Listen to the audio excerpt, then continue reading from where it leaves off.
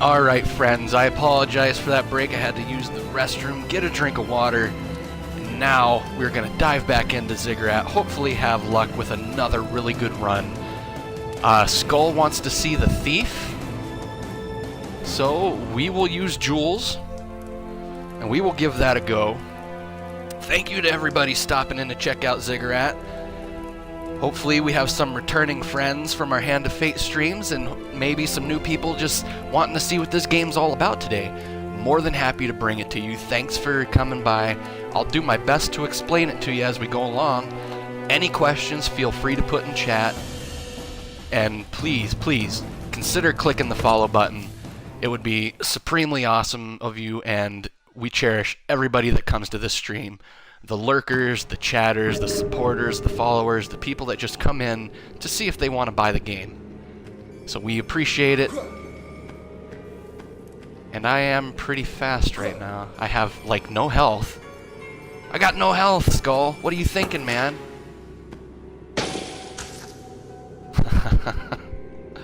That Skull. I don't know, alright. Oh, wait, look at that. Okay. Oh, so his base wand is a spread shot to begin with. That's cool. I'm not sure what we did to unlock the thief. We unlocked like 3 or 4 characters when we completed that last run. So I wish I could tell you just what we did to unlock the thief.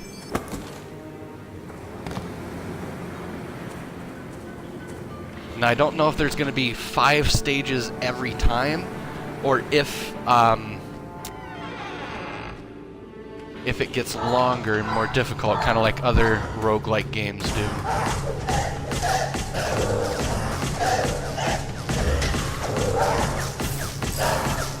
That might be better once it gets a little more juice behind it.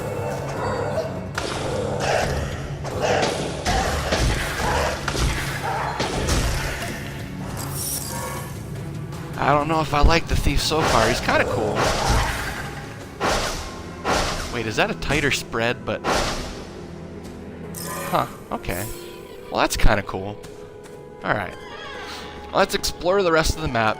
A good thing to do when you're playing this game, as far as I can tell so far, is you definitely want to take your time, explore every corner of the map, get some experience,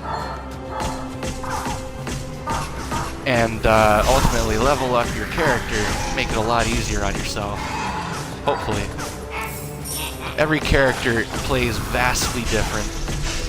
And a nice thing is it's not just like a cosmetic look of their hand. Their wands are different, their attacks are different, the speed at which they move, everything is so different. How they handle their alternate attacks. Oh my goodness, thank you everybody for stopping in and checking this out. Bad Brad Staff. It's a mix of Doom meets Harry Potter meets... What the fuck was that? So, the game's awesome. There's a lot going on at any given time. There's so much to do. There is a metric butt ton of stuff to unlock, from characters to perks to weapons. There's a ton of enemies we haven't even seen yet. But definitely the old school genre of games, shoot 'em ups like that. I mean, you look up and you see you got almost the generic ceiling in a way. You got the overcast clouds, the moon, and like when you would look up in Doom and you just saw the stars out there. The way everything looks in the overhang. The controls are really, really tight. They feel good and fluid in your hand. There's a lot of spots where you might have to platform, and it's not bad to platform. Considering it's a first-person game. You don't do a lot of sliding. Do you recom? What? What do you mean, Fear Moon? I'm not quite understanding that.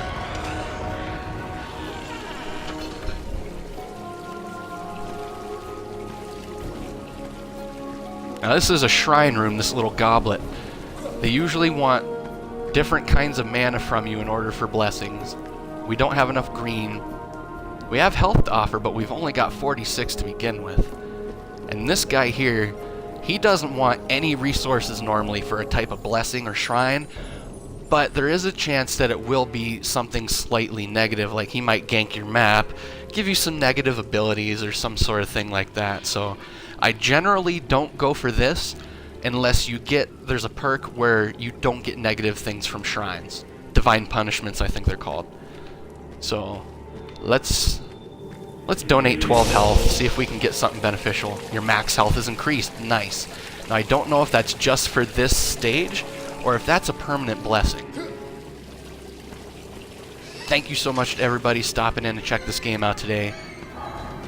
The views alone are awesome. If you would like to support the channel and throw a follow, I wouldn't be able to thank you enough. And you see the enemy design's pretty crazy. I mean, there's effing demon carrots, right? Like, how does a game get away with that? But the thief character that we're using right now has a really, really low health. But he's got an interesting wand shot that's a spread. And he's really fast to start out with. Comparatively to the other characters. This is only the third character we've tried so far. The base character Argo, and a good thing to throw out there, do I recommend getting the game Twitch Psycho? I do. It's $15 well spent. If you're not quite sure about it and you kind of want to watch a little more, stick around, throw us a follow. I'll do my best to answer your questions as I play. I'm just learning the game myself too, so it's all a learning experience. But whenever you level up, you get a chance to pick from several perks normally that pop up. Now, it seems like every character's been a little bit different, at least in the order at which I get disc. No, this is digital Fewer Moon. This is digital. Get different perks. Now, when you get a level, sometimes your first instinct is to wait until battle is over because action's going to be moving, people are still going to be attacking you. In this game, that's not the case. Whenever you level up, it is advisable to immediately hit that X button, pause the action, and get one of your perks, and it just makes your life one heck of a lot easier. Fewer Moon and Pattinator, thank you so much for the follows, my friends. You don't even know how much this means. Every time I get a little email from Twitch that says, we've got a new follower to the channel, I always tuck those emails away. They do not go in the junk. They do not get thrown aside. Everybody that comes here matters, whether you chat, whether you lurk, whether you're just checking the game out to see if you want to buy it. It's really important that you stop by. Now we'll increase a small amount of mana at the beginning of every battle. You can't really customize spells, but there's a ton of different weapons. And like I said, every character's base attack is vastly different. Vastly different. There's so much you can do. There's so much to unlock. I don't even really know what else to say. Like I said, I'm still learning as I go along. Feel free to ask me anything you'd like. I'll do my best to explain the game. Thank you so much for stopping. Every weapon uses, you can tell you got your mana bars on the right-hand side. Those coincide with, of course, every different weapon that you pick up. You normally start the game getting a free item. It's different every time so far. And every character's mana pools are different as well. That's important to say. Not only for your starting weapon, but for everything else that you pick up. The first character you use, he's pretty normal, pretty balanced. Is there MP? Yeah, there's MP. See the blue, green, and orange bars on the side, friend? That's your MP for your different items. The bottom right-hand corner is where your resource is for the current weapon that's in your hand.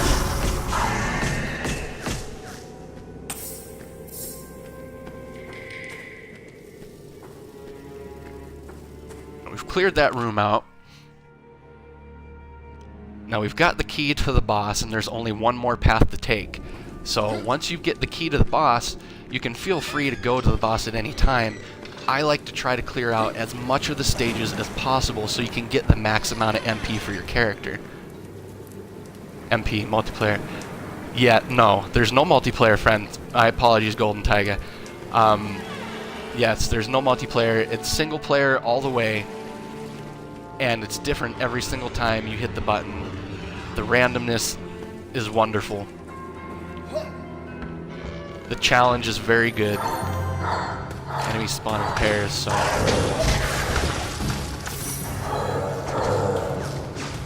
It's a very... there's a ton. After we wipe, we'll take a look at how many characters there are, and there's a bunch of stuff to do to try and unlock them. Everybody plays vastly different. They look different, they feel different, so it's not just you're changing your profile picture. It's different experience.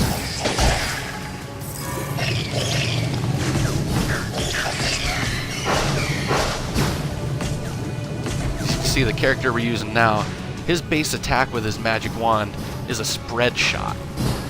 It fires a little bit slower, but it's got a pretty good chance of hitting stuff. So it's a very, very good thing. These rooms contain pieces of lore pertaining to the universe, so they unlock a little bit of stuff every time.